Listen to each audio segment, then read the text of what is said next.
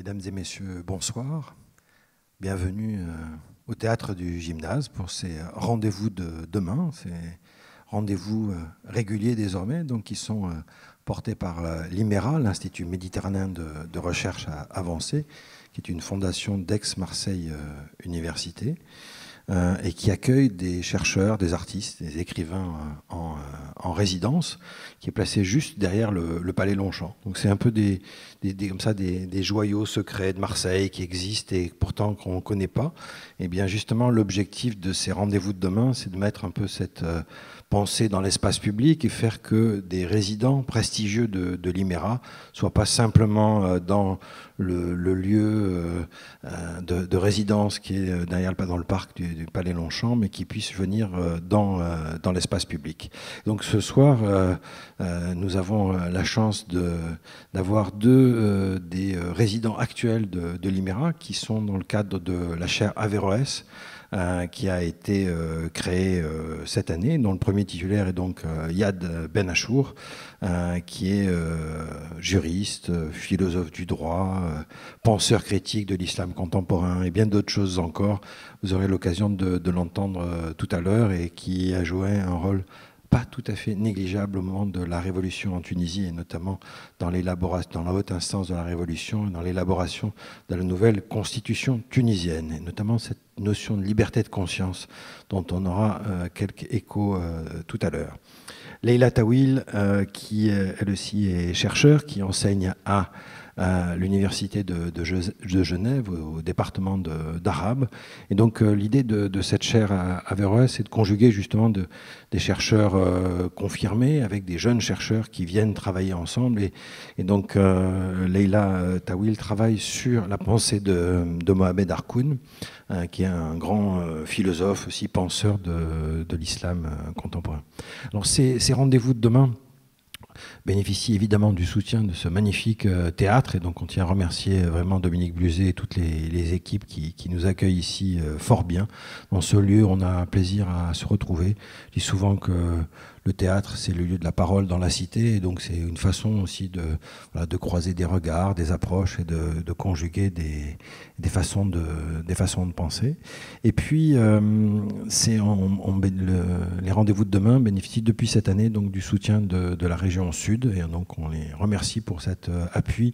On est en train de commencer un cycle de débat d'idées avec cette idée, donc ce sous-titre « Comment les sciences éclairent l'avenir ». Et donc là, je ne sais pas si on va parler de sciences de l'islam, mais on va parler de ces questions qui nous occupent. Je n'oublie pas, bien évidemment, que nous sommes aujourd'hui hasard de calendrier par rapport à la programmation. Je dis hasard puisque les dates sont fixées en fonction évidemment des disponibilités de ce théâtre, en fonction des moments de répétition et des moments de spectacle. Et donc nous sommes le 13 novembre.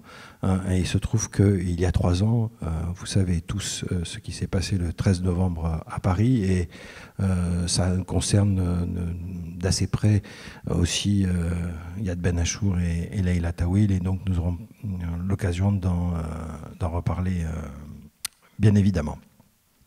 Alors, on va, chemin faisant, pendant une bonne heure, discuter avec Leïla Tawil et Yad Ben Achour, et puis on vous donnera la parole pour un échange, un débat d'idées, et essayer d'aller plus loin sur ce sujet, pour le moins une grande acuité autour de islam et liberté. Alors c'est vrai que, pour dire les choses,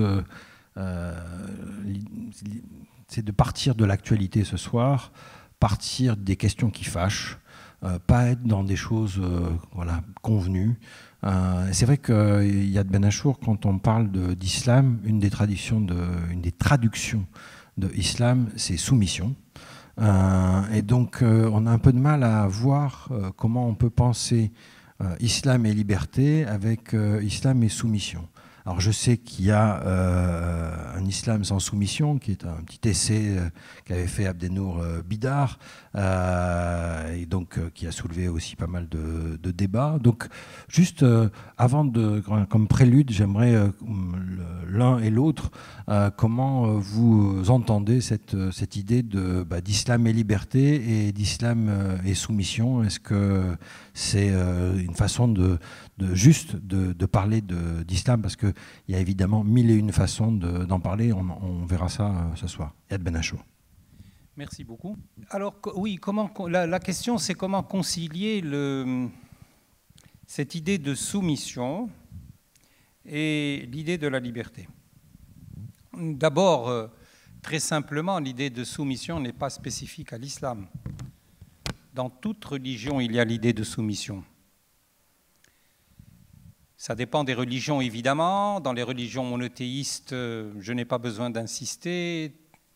Toutes les personnes qui sont présentes avec nous savent que dans le judaïsme, aussi bien que dans le christianisme, que dans l'islam, l'idée de la soumission à ce Dieu unique, à ce Dieu souverain, d'une souveraineté absolue, la seule souveraineté absolue d'ailleurs qui existe, au-dessus du temps, au-dessus de l'espace, etc., implique l'idée de soumission. Et d'ailleurs, pour le croyant dans les trois religions monothéistes, c'est cette soumission qui garantit la véritable vie, c'est-à-dire la vie dans le grand futur, dans l'au-delà. Par conséquent, c'est une idée commune, ce n'est pas une idée proprement islamique. Comment se concilie cette idée de soumission à l'idée de la liberté ? Des gens beaucoup plus qualifiés que moi et beaucoup plus élevés que moi ont répondu à la question. Ce sont les soufis de l'islam, c'est la tradition soufie, qui a remplacé l'idée de soumission par l'idée de l'amour. Parce que pour eux, c'est donc une soumission à l'amour ? Pour eux, et vous connaissez toute l'immense poésie d'un Ibn Arabi, par exemple, ou d'un Ibn al-Farid, ou bien de Hallaj, et de Bistami, de toutes ces... de Rumi, tous ces esprits très élevés qui ont précisément remplacé l'idée de la soumission, c'est-à-dire l'idée de l'esclavage en quelque sorte, par l'idée de l'amour de Dieu, de telle sorte que pour eux, l'humain n'est plus l'esclave de Dieu, Abdullah comme on dit en arabe, mais l'ami de Dieu. Et il y a entre ces auteurs, ces poètes en fait, ces poètes et Dieu une relation tout à fait spécifique qui n'est pas du tout une relation de soumission, mais une relation d'amour. Et donc, d'ailleurs, dans la poésie des soufis, très souvent, on a beaucoup de peine à distinguer l'amour terrestre et l'amour divin. Par conséquent, c'est une manière de retrouver la liberté dans cette idée d'amour de Dieu. Maintenant, le problème qui se pose en réalité de la conciliation entre islam et liberté est le suivant. Ce n'est pas la soumission de Dieu qui est le problème. Ce n'est pas la soumission de Dieu qui est le problème. Le véritable problème, c'est la soumission à la loi. C'est la soumission inconditionnelle à la loi. Mais quand on a une loi, il faut l'interpréter. Le problème de la loi, c'est-à-dire de la charia, c'est précisément que parfois on l'interprète d'une manière formelle, d'une manière légaliste et je dirais même d'une manière étriquée, qui, en quelque sorte, supprime la dimension de la liberté humaine. Précisément, toute l'œuvre des réformistes musulmans, je ne parle plus des soufis ici, mais de ceux qui ont voulu réformer le système de la charia, c'est précisément par l'œuvre d'interprétation, c'est-à-dire par l'œuvre d'ijtihad, remplacer la soumission à une loi formelle par l'interprétation large et rationnelle de cette même loi. Et c'est ainsi que nous retrouvons l'idée de la liberté par la liberté de l'interprète de la loi. Donc il y a un espace de liberté possible. Leïla Tawil, un islam sans soumission est-il possible? Bonsoir à toutes et tous. Alors, un islam sans soumission est possible? Moi, je dirais oui et non. Tout dépend de l'exercice de justement cette adhésion à l'islam et dans quel cadre. Je ferai une distinction entre le registre collectif. Si par exemple nous sommes dans des contextes autoritaires, non démocratiques, où il est impossible d'exercer sa liberté de conscience, et c'est l'ensemble des pays musulmans, où par exemple l'athéisme est condamnable à mort dans plusieurs pays, comme en mais Arabie le voir au Saoudite. Pakistan aussi. Oui. Donc là, dans ces conditions-là, effectivement, il y a une obligation de soumission au niveau collectif. Au niveau du registre personnel, je dirais non également lorsque on adhère à une idéologie totalisante, écartant toute attitude de doute et de critique et rejetant l'autre. Donc dans ces cas-là, c'est pas possible. Mais évidemment, dans un contexte de liberté de conscience, et on voit aujourd'hui que la Tunisie a inscrit dans sa constitution, on y reviendra tout à l'heure, grâce notamment à Ayad Ben Achour, la liberté de conscience, eh bien dans le monde musulman, il y a une possibilité effectivement d'adhérer librement à cette doctrine religieuse qui est l'islam.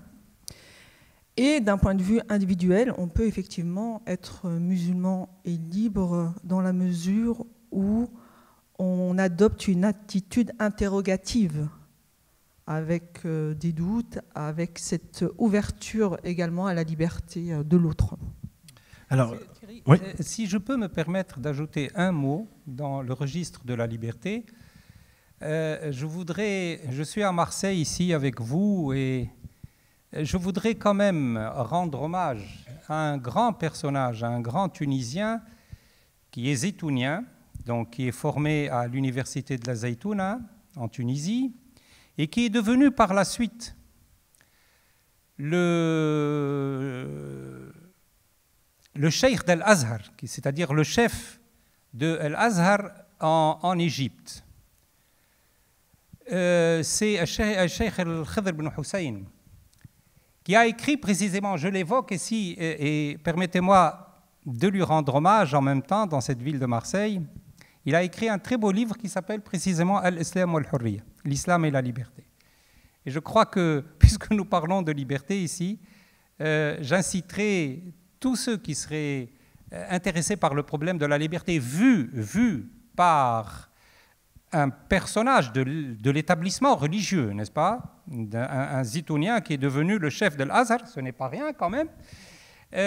Vous aurez le point de vue d'un interne, n'est-ce pas? D'un savant de l'islam, d'un alm de l'islam sur la liberté. Et on trouvera dans cet ouvrage des intonations extrêmement modernes de l'idée de liberté dans Cheikh Al-Khidr bin Hussein. Je suis très content de pouvoir lui rendre hommage ici à Marseille. Alors, on va faire des allers-retours entre l'histoire et le plus contemporain. Mais en introduction, j'ai oublié aussi de préciser que Leïla Tawil, certes, elle enseigne en Suisse, mais elle vient de Bruxelles. Elle est née à Bruxelles, je crois. Et donc, le lien avec la Belgique est très important. Et ce qui s'est passé en Belgique a été particulièrement marquant. Vous connaissez bien notamment ce quartier de Molenbeek, puisqu'on parle du 13 novembre, une partie des gens qui ont fait les attentats de Paris venaient de Molenbeek. Et donc, j'aimerais un peu comprendre avec vous, puisque vous avez fait un travail de recherche universitaire, vous venez de sortir un livre sur le mouvement des femmes, on va y revenir.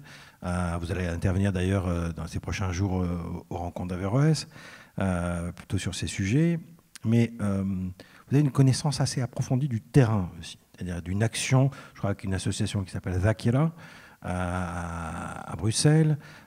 Qu'est-ce qui s'est passé? Comment est-ce qu'on est arrivé là, de glissement en glissement, avec une forme de... Là, pour le coup, on est à l'exact opposé du rapport à la liberté, puisqu'on a eu, une forme d'obscurantisme et puis de passage à l'acte violent, du salafisme au djihadisme. Et donc, j'aimerais quand même que pour vous, ça d'être quand même ces grandes violences, ce qui s'est joué à partir de la Belgique et de Bruxelles. C'est pas pour ne pas parler de ce qui se joue en France, mais on a là un exemple qui a eu une interaction d'ailleurs très très forte avec ce qui s'est joué en France. Donc, puisqu'on en parlait aujourd'hui, quand on parle d'islam, on a ça en tête, on a cette violence à l'œuvre. Et donc, comment est-ce que ce glissement s'est mis en place, Leïla Tawil? Alors, comment ce glissement s'est mis en place? Peut-être d'abord quelques rappels historiques concernant la situation à Bruxelles. Il faut savoir qu'en Belgique, il y a eu des accords bilatéraux entre le Maroc et la Turquie dans le cadre d'une main-d'œuvre moins chère, en fait. Et on a une population des citoyens belges d'origine turque et marocaine en Belgique. C'est la ville qui comprend le plus grand nombre de citoyens d'ascendance musulmane, à peu près 17%. D'accord ? Alors, Bruxelles se caractérise par une dualisation très importante. Par exemple, à Bruxelles, il y a ce qu'on appelle le croissant de la pauvreté, et Molenbeek fait partie de ce croissant-là. C'est-à-dire qu'il y a des quartiers où il y a une exclusion sociale, où il y a un chômage structurel qui touche les 30% de la population. Alors, ce qui s'est passé, il faut vraiment être dans une logique locale globale. C'est-à-dire que les premières générations qui ont immigré partageaient les systèmes de pensée, les idéologies des pays d'origine, et ils étaient très imprégnés, par exemple, du panarabisme.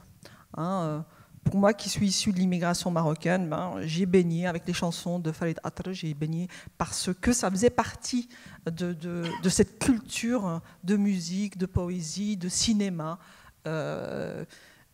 égyptien. Ensuite, il y a eu, au plan international, ce qu'on appelle l'échec du panarabisme. Le panarabisme, c'est un peu l'idéologie socialiste basée sur l'unité d'Arabes, avec un processus de démocratisation, pas de démocratisation, plutôt de modernisation, mais sans démocratie. D'accord ? Avec toute cette volonté politique d'éducation, de développement, etc. Ensuite, après l'échec du panarabisme, on a ce qu'on appelle un passage, un transfert, un basculement vers le paradigme islamiste. À partir des années 80, on le voit un peu partout dans le monde musulman, on a des fortes contestations de nature islamiste. Et puis il y a un acteur qui est là, oui. Bien avant, je veux dire, qui a lutté toujours contre le panarabisme, Nasser, oui, etc., oui, qui s'appelle l'Arabie Saoudite, oui, et donc avec une idéologie religieuse qui s'appelle le wahhabisme, je vais y revenir, et avec des moyens, notamment financiers. Je pense au financement de grandes mosquées à Bruxelles et du financement de l'islam belge. Et ça, c'est un élément absolument majeur qui s'est joué dans une bonne partie de l'Europe.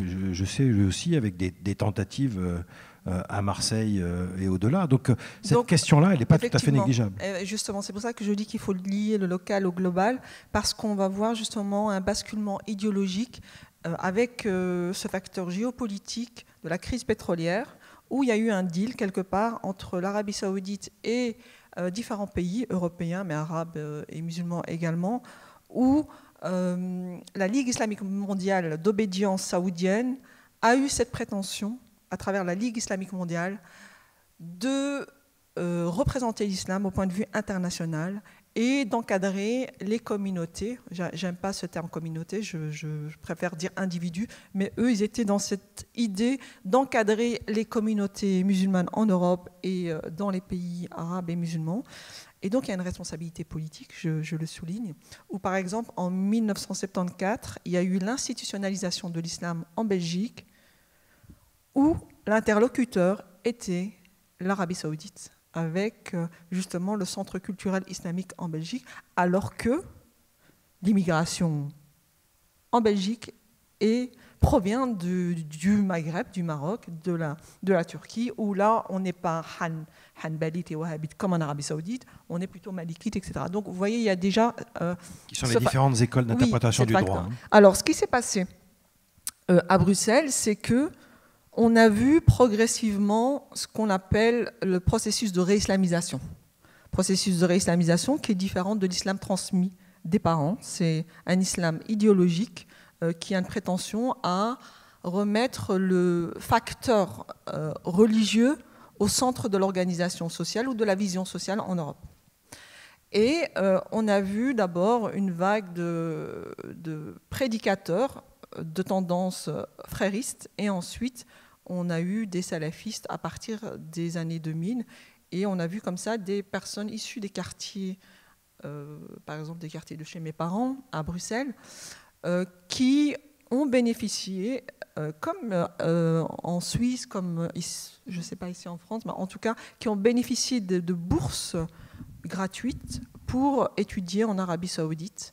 Et nous, les acteurs de la salafisation sont partis, ce sont des Belges issus de l'immigration marocaine essentiellement, et qui ont étudié en Arabie Saoudite vraiment cette doctrine rétrograde, notamment par rapport à la vision des femmes en islam, et qui sont revenus et qui ont fait un travail de prédication très important, c'est-à-dire qu'ils étaient les fonctionnaires pratiquement de l'Arabie Saoudite parce qu'ils étaient payés par l'Arabie Saoudite et ils occupaient le terrain, et ils occupent encore le terrain 2 à 3 fois par semaine. Et donc on est dans cette approche religieuse extrêmement dogmatique. Donc là, on est exactement à l'envers du rapport de l'islam et de la liberté. On va faire des... Alors j'aimerais quand même préciser une chose, je vais revenir sur le... c'est que les acteurs de cette réislamisation, c'est une extrême minorité.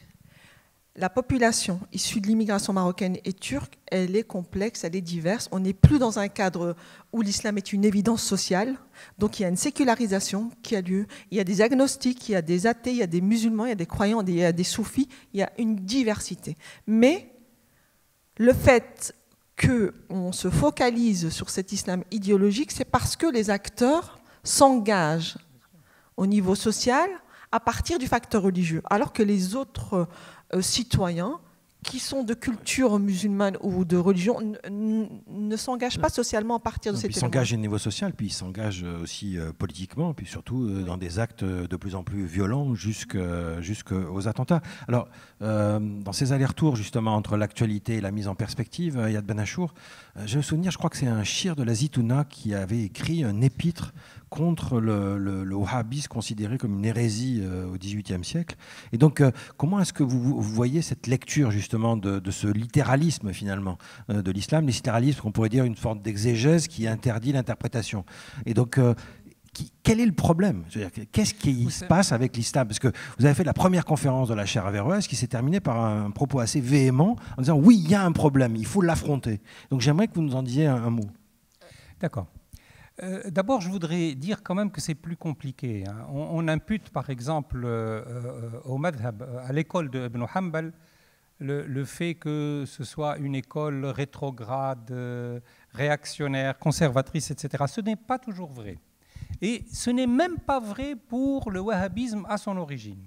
Parce que Mohammed ibn Abdul Wahhab a été considéré, par exemple par Qasim Emin, mais c'est considéré lui-même comme un réformateur contre justement l'esprit de la religion populaire, la visite des tombeaux, etc., etc. La visite des saints. Donc, Mohammed ibn Abdul Wahhab, à l'origine, n'était pas vraiment ce qu'on appelle aujourd'hui un fondamentaliste, c'est-à-dire un conservateur et un réactionnaire. C'est l'alliance du wahhabisme avec la dynastie saoudienne qui a fait que l'école d'Ibn Hanbal est devenue une école littéraliste, une école d'exégèse complètement enfermée, complètement close. Ça, c'est une première remarque que je voudrais faire. La deuxième remarque que je voudrais faire, c'est que dans le hanbalisme, il y a eu de très grandes figures réformistes parmi les auteurs classiques. Ibn Qayyim al-Jawziyya, par exemple, est un réformateur. c'est quelqu'un qui adopte la méthode de l'interprétation coranique et de l'interprétation du hadith prophétique selon une méthode téléologique, c'est-à-dire d'après les maqasid, d'après les buts ultimes, non pas d'après la lettre de la loi, mais d'après l'esprit de la loi. Donc il fait triompher l'esprit de la loi sur la lettre de la loi. Et il y a l'un des grands penseurs de l'islam qui est hanbalite, qui est Najm ad-Din al-Toufi. Alors là, il est allé, lui, totalement au-delà de la charia, il l'a dépassé. Et pour lui, le critère fondamental de la législation, ce n'était pas du tout la lettre de la loi, c'était l'intérêt général, le bien commun. Il a écrit un livre, un très beau livre, un livre succinct, mais court, mais très très profond, très dense, qu'il appelle Al-Maslaha fi Sharia ou quelque chose comme ça. Excusez-moi, de mémoire, peut-être que... Je crois que vous êtes excusé, Yad Ben. Alors, par conséquent, vous voyez que le hanbalisme en tant que tel, d'ailleurs Ibn Taymiyyah lui-même n'est pas, sa pensée n'est pas totalement fondamentaliste, c'est son interprétation, l'interprétation par le wahhabisme allié à la dynastie saoudienne qui a fait que Ibn Taymiyyah est devenu, par cette interprétation-là, un auteur... oui, reste que c'est devenu dominant. Comment voilà. on en sort de cette histoire? C'est devenu dominant, ça dépend de quel point de vue. Dans certains pays, dans certains États musulmans, oui. Vous avez cité le Pakistan tout à l'heure. Le Pakistan a été en voie de réislamisation depuis le coup d'État de Zia ul-Haq. L'Arabie saoudite elle-même, bien entendu, et d'autres États tels que l'Afghanistan, etc., etc. Mais là encore, de quoi s'agit-il? Mais il s'agit de l'exploitation politique de la religion. L'exploitation politique de la religion. Tout pouvoir est intéressé par sa légitimation aux yeux de la nation. Et c'est quand même curieux. Prenons le Pakistan, puisque nous parlions du Pakistan tout à l'heure. Mais le Pakistan, au moment de son institution, était un État laïque. Et Mohammed Ali Jinnah lui-même était un laïque. Quand est-ce que le Pakistan a commencé à s'islamiser de telle sorte qu'aujourd'hui on peut dire que du Pakistan que c'est un État quasiment théocratique. Quasiment théocratique, et je suis bien placé pour connaître la situation, puisque le Pakistan la situation du Pakistan est examinée par le Comité des droits de l'homme des Nations Unies, et je suis membre du Comité des droits de l'homme. C'est vous dire que je connais bien la situation du Pakistan. Mais le Pakistan a commencé à s'islamiser le jour où il y a eu un coup d'État militaire de Zia ul-Haq et que cette personne qui appartient à l'armée et qui a dirigé le Pakistan, pour asseoir sa légitimité, a commencé à adopter... Oui, mais c'est donc une affaire politique, c'est pas une affaire religieuse. Ah oui, donc, c'est tout à fait une affaire politique, c'est une exploitation politique de la religion. Et ça se pratique partout, dans tous les pays, mais chaque pays musulman à sa manière. Ça se pratique au Pakistan, ça se pratique en Afghanistan, évidemment, en Arabie saoudite, etc. Et dans d'autres pays musulmans qui appartiennent à l'ère africaine, par exemple, comme le Maroc. C'est-à-dire que chacun y va de sa propre exploitation de la religion pour asseoir la légitimité du pouvoir politique. Et donc, je ne crois pas vraiment que ce soit un problème religieux. Je crois que c'est plutôt un problème politique. Quelques mots là-dessus, Laïla Tawil, puis après j'aimerais qu'on vienne sur la question sur laquelle vous travaillez, en dehors de la pensée de Mohamed Harkoun, c'est la question justement de l'islam au féminin et de cette pensée critique qui est née à partir de là. Alors j'aimerais quand même d'abord terminer ma réponse par rapport à la question du basculement de l'islam traditionnel à l'islam violent en Belgique. Quand je parlais de la réislamisation, de la salafisation, il faut bien faire une distinction. Les acteurs salafistes sont majoritairement contre la violence. Donc il y a un salafisme prédicateur qui est très rigoriste dans sa manière de prôner l'islam. Il y a aussi un salafisme politique qui a une volonté justement d'instaurer un État islamique dans les pays musulmans. Et puis il y a ce salafisme djihadiste qui, lui, a été diffusé très récemment à travers notamment l'organisation de Daesh. Alors, moi, je rebondirais quand même sur Ibn Taymiyyah, qui est mort en 1328, et sur Mohammed ibn Abdel Wahhab, qui lui est mort en 1792, pour quand même mettre en lumière, dans leurs écrits, ils ont développé ce qu'on appelle une théologie guerrière. Dans le Majmou' al-Fatawa, il y a quand même Ibn Taymiyyah qui, au service du gouvernement Memlouk, va développer une théologie guerrière avec des arguments religieux, en se fondant quand même sur la vie du prophète et sur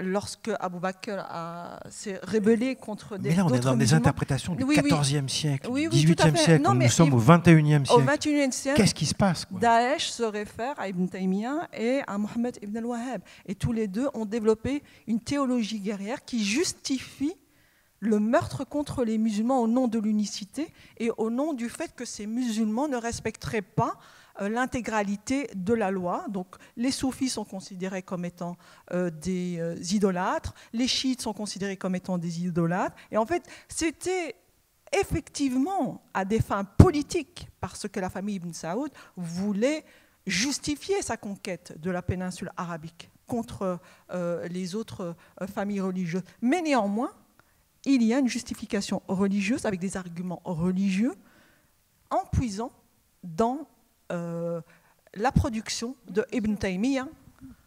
Je ne voudrais pas qu'on fasse ce soir un débat théologique, Bien sûr, mais un débat contemporain. Et donc je voudrais qu'on vienne sur une question sur laquelle vous avez été en première ligne, si je puis dire, Yad Ben Achour, puisque vous avez parlé tout à l'heure de la commission des droits de l'homme des Nations Unies. Il se trouve qu'il y a eu une décision de cette commission qui a eu un certain retentissement, puisque les juges, à leur majorité, ont décidé de condamner la loi française qui voulait interdire, qui l'a interdit la burqa dans l'espace public, dans les lois. Et donc, et vous avez, vous, en tant que juge de cette cour, émis une opinion dissidente. Donc, j'aimerais comprendre un peu ce qui se joue là, puisqu'on est sur un rapport à la liberté. Est-ce que c'est à la liberté de se vêtir comme on veut dans l'espace public? Est-ce que c'est comment est-ce que et pourquoi cette opinion dissidente? Quelques mots sur cette décision et sur votre, je dirais, sur votre opinion contradictoire par rapport à ce qui a été décidé par, quand même, la Commission des Nations Unies des droits de l'homme. Et donc des droits des femmes. Donc il s'agit du Comité des droits de l'homme des Nations Unies, entre parenthèses, qu'il ne faut pas confondre avec le Conseil des droits de l'homme. Ce sont deux choses différentes. Très rapidement, le Conseil des droits de l'homme est un conseil de diplomates, c'est-à-dire de représentants d'États, tandis que le Comité des droits de l'homme des Nations Unies est un comité d'experts indépendants. Alors de quoi s'agit-il? Comme Thierry l'a dit, il y a deux femmes qui portaient le burqa, qui ont été pénalisées, à payer une amende, etc. Elles sont allées d'abord devant la Cour européenne des droits de l'homme, qui a donné raison à la France, qui a dit que la loi qui interdisait la dissimulation du visage, ce n'est pas une loi qui vise spécialement la burqa. Bon, en fait, oui, elle vise la burqa, mais... Appelons les choses par leur nom. Oui, mais la loi, c'est une loi qui... interdit la dissimulation du visage dans l'espace public. Alors, après avoir perdu leur cause devant la Cour européenne des droits de l'homme, elles sont venues devant le Comité des droits de l'homme, qui a décidé que cette loi de 2010, qui interdit la dissimulation du visage dans l'espace public, était contraire au pacte sur les droits civils et politiques. Et donc, théoriquement, je dis bien, le gouvernement français devrait revoir cette loi pour l'adapter aux circonstances. Enfin, le comité a dit que la loi était disproportionnée. Il n'a pas condamné la loi en tant que telle. Il a condamné la loi parce qu'elle est trop générale, et qu'elle est donc disproportionnée. il faut quand même relativiser la décision du comité. Ce n'est pas une décision qui dit que la loi est contraire au pacte en tant que tel. Non, elle dit que la loi, par son caractère de généralité et par l'imposition surtout d'une peine pénale, une amende pénale, a semblé disproportionnée aux yeux du comité. Alors pourquoi une opinion dissidente? Alors nous l'avons voté par 8 contre 5. D'abord, tout le comité n'était pas présent. La décision a été votée par 8 voix contre 5. Je faisais partie de la minorité. Pourquoi? D'abord, premièrement, je veux dire qu'il y a une différence quasiment de nature entre le port de la burqa qui dissimule totalement le visage et ce qu'on appelle le hijab ou par d'autres expressions. Pourquoi j'ai émis cette opinion dissidente? Pour plusieurs raisons. Tout d'abord, mais très rapidement, n'est-ce pas? Très rapidement. Oui, on ne fait pas un cours de droit, mais voilà, pour comprendre l'enjeu du débat. Et le rapport à l'islam et la liberté, puisque c'est le thème de notre rencontre ce soir. Tout d'abord parce qu'une société démocratique doit fonctionner à visage découvert. Le visage, c'est la signature de notre sociabilité, c'est presque la signature de notre humanité. Par conséquent, il y a la question du vivre ensemble. Il y a la question du vivre ensemble. Et quelqu'un, ou quelqu'une d'ailleurs, moi je l'applique à l'homme aussi bien qu'à la femme, une personne qui dissimulerait son visage à l'espace public, c'est une personne qui refuse la citoyenneté, qui refuse la solidarité, qui refuse de vivre ensemble. Ça, c'est la première raison. La deuxième raison, me semble-t-il, c'est que derrière ce signe de la burqa ou du niqab se cache en fait toute une symbolique. Et cette symbolique est la suivante.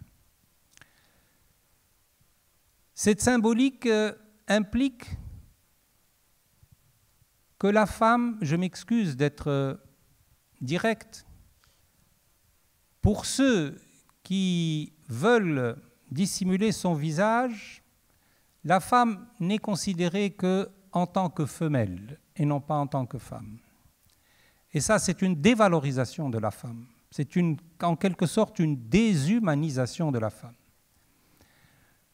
L'idée est la suivante, c'est que la femme est supposée être la cause de la rupture entre Dieu et l'homme d'abord, parce que c'est un peu à cause d'elle qu'on a quitté le paradis.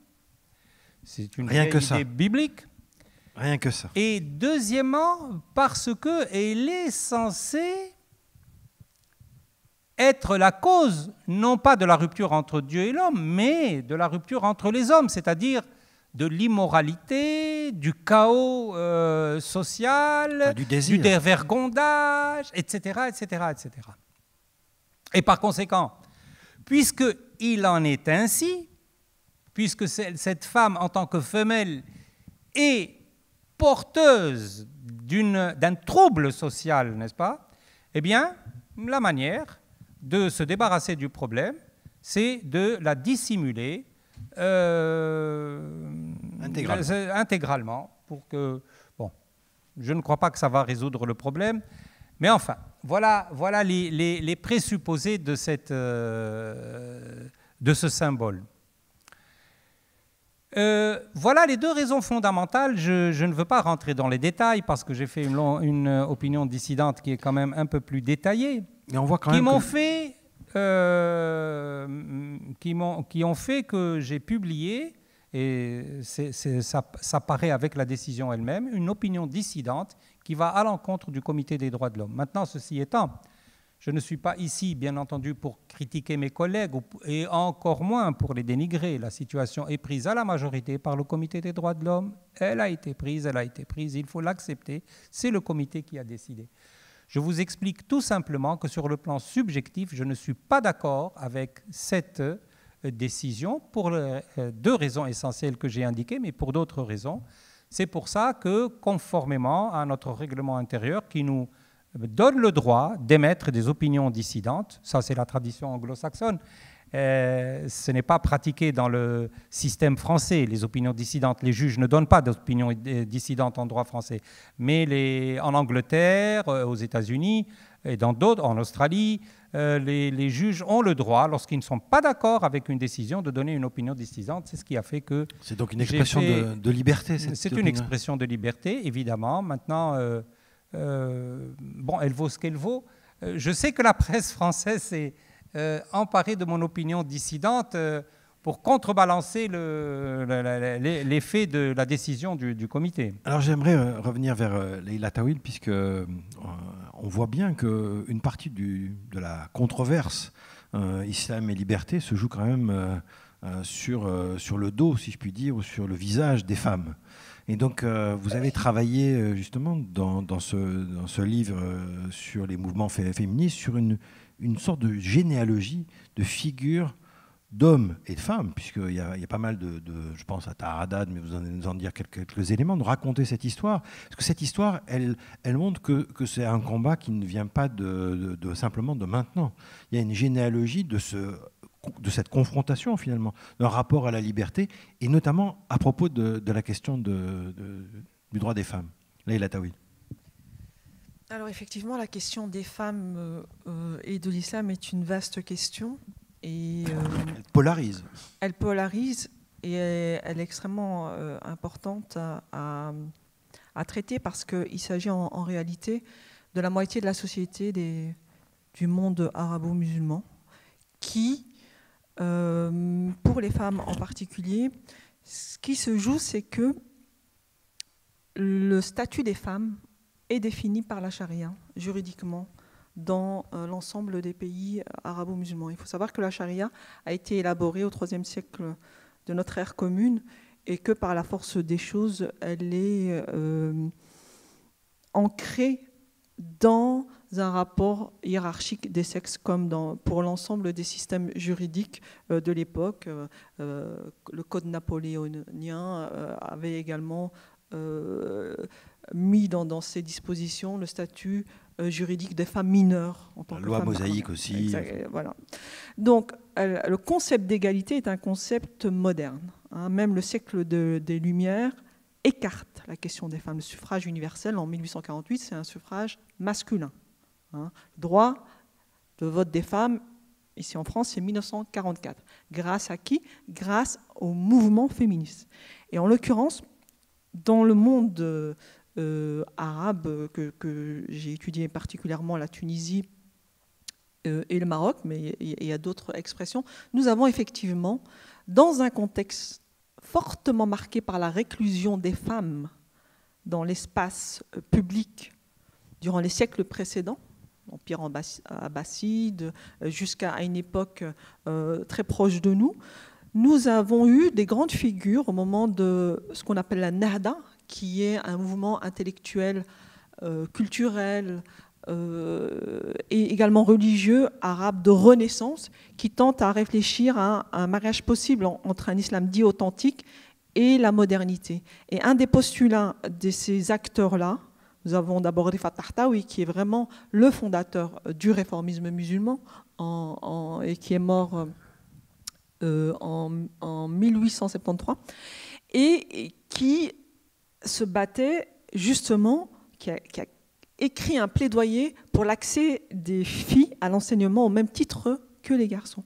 Et donc, les premiers traités féministes ont été rédigés par des hommes pour la simple raison que les femmes étaient exclues de l'espace public. Et ce sont souvent des juristes théologiens réformistes. Hein, et nous avons Taha Haddad, qui est une grande figure. Nous avons effectivement des grandes figures féministes comme Houda Sha'rawi, qui en 1923 crée l'Union féministe égyptienne, et toute une série d'autres mouvements déjà qui naissent au début du XXe siècle et qui ont compris en fait que la question notamment du statut des femmes, mais du corps des femmes était un enjeu politique. D'abord, les acteurs de la Nahda ont compris que pour émanciper l'ensemble de la société, il fallait émanciper les femmes également, la moitié de la société. D'accord ? Donc c'était au service de la collectivité. Les femmes qui ont vécu cet état de suggestion ont élaboré également des écrits et se sont organisées collectivement sur l'espace public pour revendiquer des droits à l'égalité Et concernant, par exemple, pour rebondir au voilement intégral du début du XXe siècle et des siècles passés, comme le haïk pour le Maroc et Safsari pour la Tunisie, eh bien, l'ensemble des féministes se sont battus pour le dévoilement, et notamment Taha Hadid, pour l'abandon du voile. Parce qu'on a compris de l'enjeu de la place du corps de la femme dans l'espace politique et public.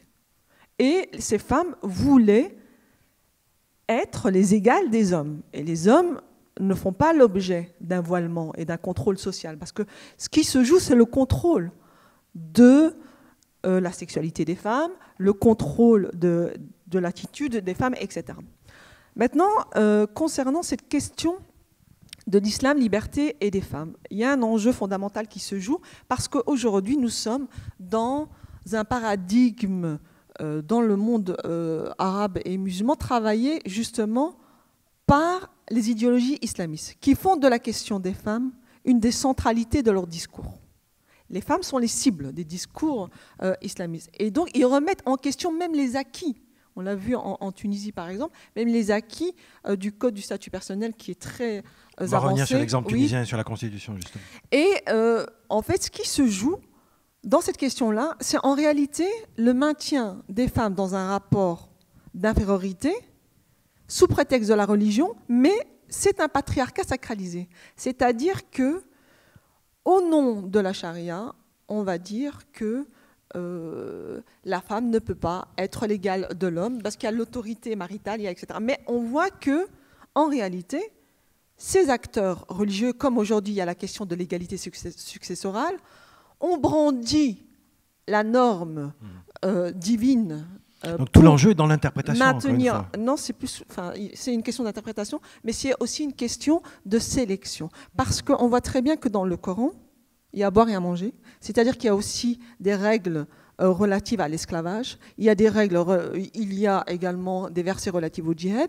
Et aujourd'hui, il y a un consensus pour dire que ces versets ne sont plus applicables. Mais lorsqu'il s'agit de la question des femmes, curieusement, eh bien là, sous prétexte justement du caractère divin, universel de la loi religieuse, on maintient les femmes dans un statut d'infériorité. Leïla Taouil a évoqué à plusieurs reprises Taha Hadid et l'exemple tunisien, l'expérience tunisienne. Peut-être quelques mots sur Taha Hadid, parce que je crois que quand même son aventure de liberté et de défense des femmes s'est mal terminée avec les chirs, les vieux turbans de la Zitouna, et que ça a été vraiment difficile pour son combat. Et puis, ce qui a été acquis en Tunisie. Et surtout, j'aimerais que l'on vienne à Yad Ben Achour, puisqu'on a la chance que vous soyez parmi nous et que vous avez été un acteur de premier plan de l'élaboration de cette nouvelle constitution tunisienne, avec de vives controverses politiques et aussi politico-religieuses, enfin en tout cas des formes d'interprétation, avec quand même la naissance, puisqu'on parle d'islam et liberté, une constitution où la notion de liberté de conscience figure dans le texte même de la constitution. Donc j'aimerais que vous nous en disiez un mot, enfin un peu plus qu'un mot, comment cette histoire a pris forme et comment le parti Ennahda, pour ne pas le nommer, a fini par accepter ce genre d'avancée qui est énorme, sans parler du combat qui se joue actuellement effectivement sur l'égalité à propos de l'héritage, et c'est le seul pays à toucher à cette question. Donc voilà, il y a un chemin du rapport à l'islam et à la liberté, puis ensuite on viendra sur le rapport aux enjeux de ce qui peut se faire en Europe. Yad Ben Achour. Merci. Alors, oui, effectivement, les deux questions fondamentales qui font débat, ce sont les problèmes de la femme. Et là, la constitution tunisienne, la nouvelle constitution tunisienne de 2014, grâce à la pression de la société civile et grâce au mouvement féministe, a franchi un pas méritoire dans le sens de l'égalité homme-femme. Il y a plusieurs dispositions de la Constitution qui vont dans ce sens. Et la deuxième question, celle-ci nouvelle en Tunisie, c'est la question de la liberté de conscience. Pourquoi d'abord l'importance de la liberté de conscience? D'abord, entre parenthèses, je vous dirais que ceux qui plaident pour la liberté de conscience ont beaucoup insisté que le concept de liberté de conscience soit exprimé dans la langue arabe par hurriyat al-dhamir, non pas par hurriyat al-mu'taqad. Pour éviter... Ce qui est en traduction. Voilà, pour éviter les mauvaises traductions, parce que par exemple la Constitution algérienne, si vous lisez la version française de la Constitution algérienne, vous verrez que la liberté de conscience est inscrite dans le texte français. Mais dans le texte arabe, on parle de hurriyat al-mu'taqad, ce qui est très différent, parce que l'islam n'a jamais eu de problème avec hurriyat al-mu'taqad. L'islam n'a jamais eu de problème avec les minorités religieuses. C'est-à-dire, par exemple, si on prend l'Empire ottoman, l'Empire ottoman n'a jamais eu de problème avec les minorités religieuses qui étaient représentées auprès du calife ottoman. Les juifs, les chrétiens en particulier, avaient un statut officiel. Bon. Ce qui posait problème pour les musulmans, et ça pose le problème de la liberté, c'est quel est le sort du musulman, soit musulman d'origine, soit musulman converti, qui, pour des raisons personnelles, par exemple les exigences de sa propre philosophie, de sa propre croyance, ses fréquentations, ses découvertes philosophiques, ses découvertes rationalistes, que sais-je, décide de quitter le giron de l'islam, de sortir de l'islam. Vous savez que la règle classique pour les musulmans qui sortent de l'islam, c'est l'application du système de l'apostasie, c'est-à-dire la condamnation à mort du musulman qui décide de quitter le giron de l'islam. Et ça a été appliqué, n'est-ce pas, dans l'histoire, ça a toujours été appliqué. D'ailleurs, en Tunisie, le pacte fondamental de 1857 a, à son origine, le fait, pas tellement d'une apostasie, mais d'une atteinte à la religion. Pas par un musulman, mais par un juif, mais qu'importe. En tout cas, on n'admettait pas. Ce qui est important de noter, c'est que dans le système classique juridique islamique, on n'admettait pas qu'un musulman puisse quitter le giron de l'islam. Et si cet acte a lieu, eh bien, il est condamné à mort, surtout s'il est public. Bien.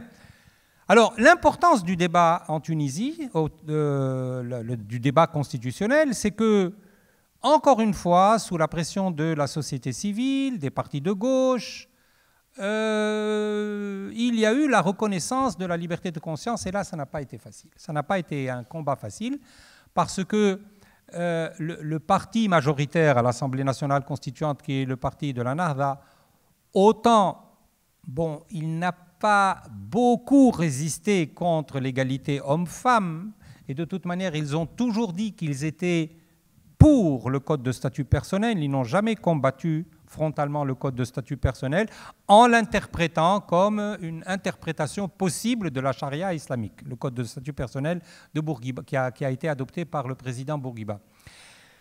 En revanche, pour la liberté de conscience, ça a été une bataille. Une bataille parfois dure. Bon, heureusement, ça n'a pas été une bataille sanglante, mais une bataille cinglante, oui, une bataille cinglante, oui. Et en fin de compte,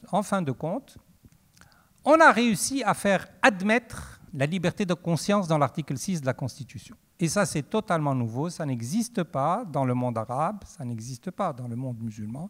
Cette liberté de conscience qui donne aux musulmans le choix personnel de changer de religion ou de ne pas adopter de religion, pas changer de religion uniquement, mais d'être un homme ou une femme sans religion, de ne pas avoir de religion. Ou de ne pas croire. Donc. De croire ou de ne pas croire, ou de quitter l'islam pour une autre religion, pour des raisons purement personnelles. Et en admettant cela, je crois que la Tunisie, sur ce plan-là, je ne crois pas, moi, à la thèse de l'exception tunisienne globalement. N'est-ce pas ? Il n'y a pas d'exception tunisienne d'une manière globale. Mais sur ce point-là, de la liberté de conscience, on peut effectivement parler d'une exception tunisienne parce que c'est le seul pays arabe et le seul pays musulman dans lequel la liberté de conscience est reconnue dans le texte constitutionnel.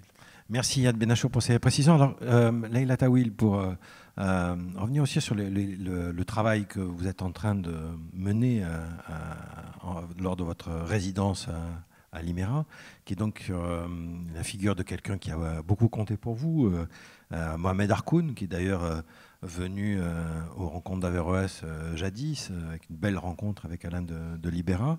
En quoi travailler sur un philosophe de l'islam, un penseur de l'humanisme arabe et méditerranéen, puisqu'il pense à remembrer en quoi est-ce que la pensée de Mohamed Harkoun est fertile pour vous, pour aujourd'hui? Est-ce que c'est un penseur contemporain pour justement essayer de faire émerger un islam de liberté, une nouvelle école de pensée? Quelque chose peut naître à partir de là qui a un sens par rapport à ce qui se joue dans une société qui, au fond, comme les sociétés, on a parlé de la société belge et de ses difficultés, des sociétés françaises ou européennes ou suisses, qui sont quand même sécularisées et où donc des controverses intellectuelles peuvent avoir lieu, même si les éléments de violence sont là également. Quand même quelques mots sur l'héritage de Mohamed Harkoun et qu'est-ce que ça veut dire pour penser le rapport à la liberté dans l'islam. Leïla Taoui.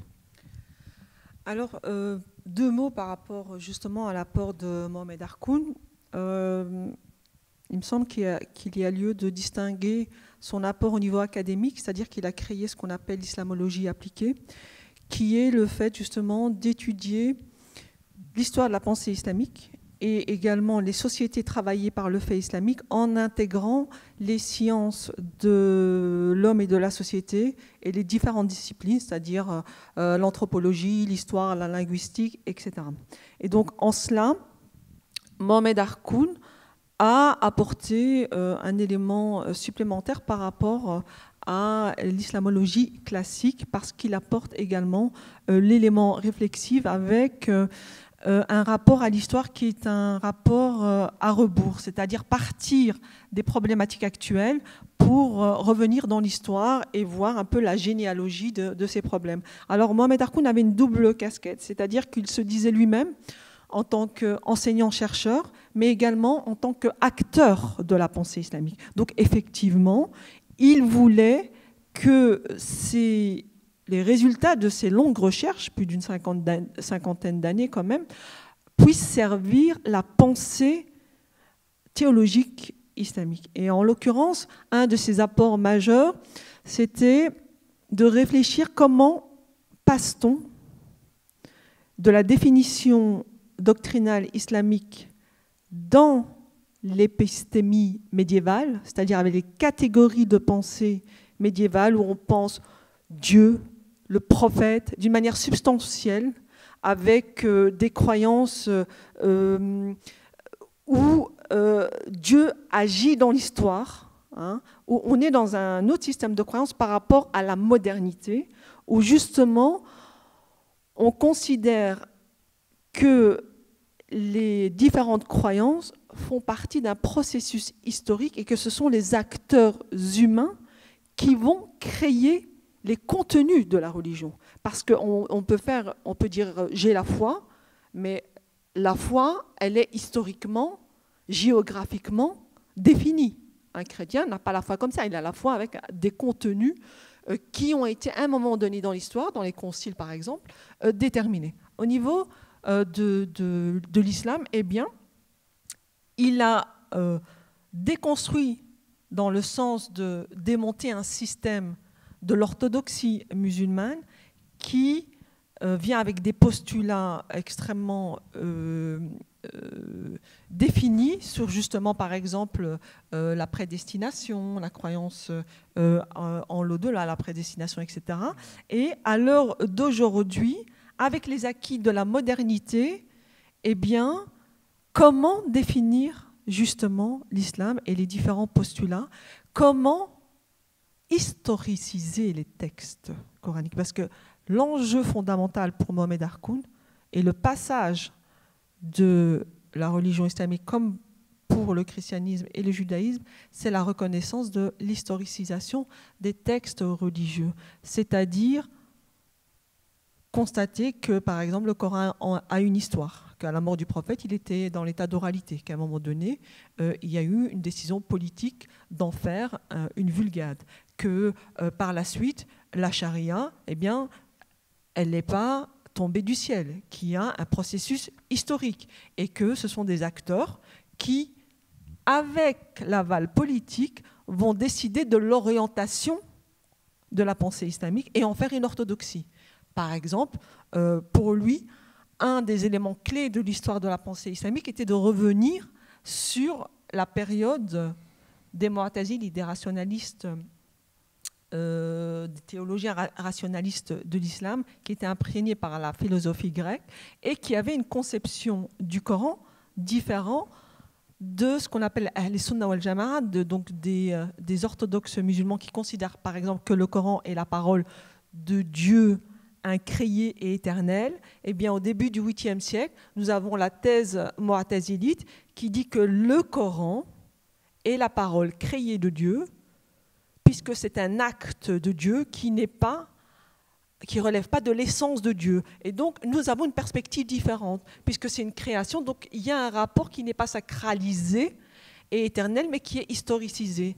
Et lui, il disait que, par exemple, cette question-là, il faut la reprendre avec les outils des sciences humaines et, par exemple, soumettre le texte coranique à la linguistique moderne, etc.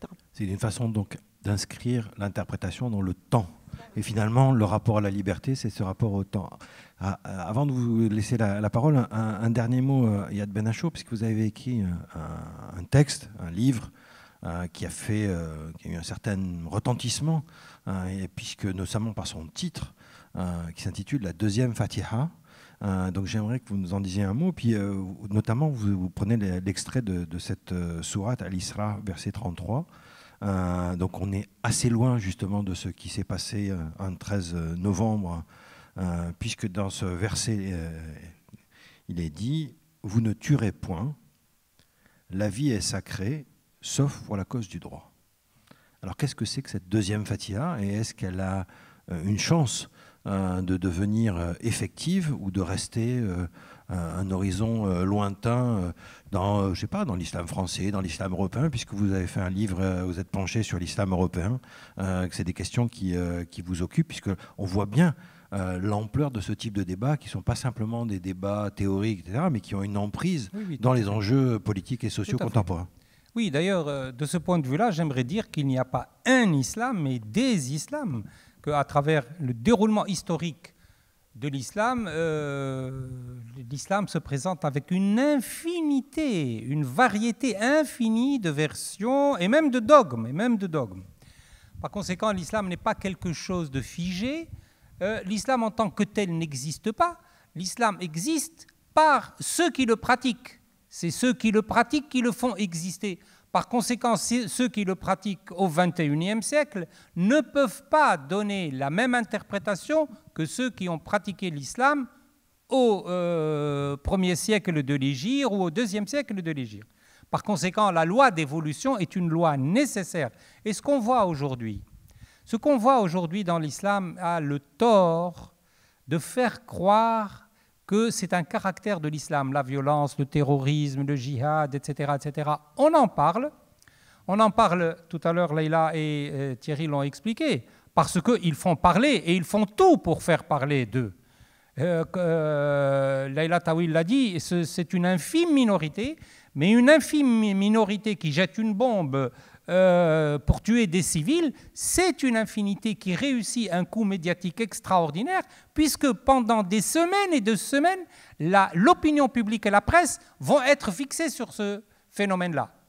Pendant ce temps, l'islam majoritaire, que ce soit en Europe ou ailleurs, est oublié, et on oublie les musulmans majoritaires qui se sont parfaitement intégrés dans tout, pas seulement en Europe, mais partout où ils sont allés, en Asie, en Afrique, en Europe, etc., aux États-Unis, au Canada, et qui se sont parfaitement adaptés à leur climat social environnant. Par conséquent, si vous voulez, la variété, l'évolution fait partie de l'islam, comme toute alors autre justement, religion. Dans cette variété, cette deuxième Fatiha. Et alors pourquoi on accentue sur le terrorisme, la violence, etc. Parce que c'est un phénomène du jour, tout simplement. C'est une mode, mais ça va passer. Parce que c'est un phénomène violent qui a un impact majeur sur nos sociétés. Mais c'est un phénomène qui a plusieurs causes. Nous n'avons pas C'est pas le sujet de parler du terrorisme, mais de parler, je voudrais justement sur la deuxième Fatiha. Alors, la deuxième Fatiha, justement, c'est une manière de lire l'islam. C'est une manière moderne, c'est une manière libre de lire l'islam. Pourquoi j'ai appelé ces versets la deuxième Fatiha? C'est parce que quand on lit ces versets qui sont tirés de la sourate Al-Isra, on a l'impression de lire réellement une déclaration des droits de l'homme. C'est un texte majestueux, c'est une dizaine de versets qui insistent sur la responsabilité individuelle, le respect de l'autre, la responsabilité, surtout en cas de meurtre, en cas de préjudice, qui invitent à ne pas parcourir cette terre avec fatuité et arrogance, mais à faire preuve de modestie et de modération, de tolérance, etc., etc. Je l'ai appelée la deuxième Fatiha. Pourquoi? Parce que je sais quelle est l'importance de la Fatiha, de la véritable Fatiha pour les musulmans. C'est par cette